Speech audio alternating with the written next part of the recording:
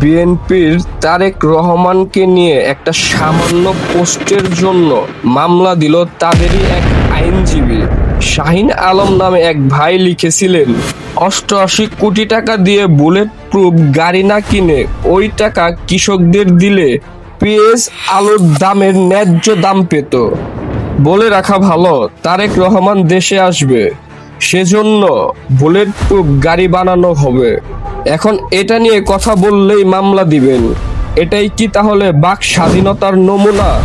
অথচ তারেক রহমান নিজেই বলেছেন, আমাকে যত খুশি সমালোচনা করুন, ব্যঙ্গ করে কার্টুন বানান, কোনো সমস্যা নেই। তাহলে কি বিএনপির বাকি নেতারা তারেক রহমানের কথাও শুনে না?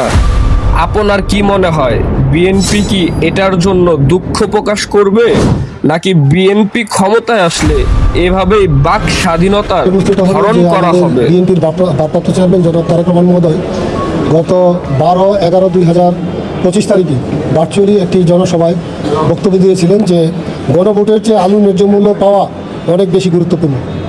তারই প্রেক্ষিতে আজকের মামলার যে আসামি, তার ব্যক্তিগত ভেরিফাইড ফেসবুক আইডি থেকে সে একটি পোস্ট দেয়। সেটা হলো যে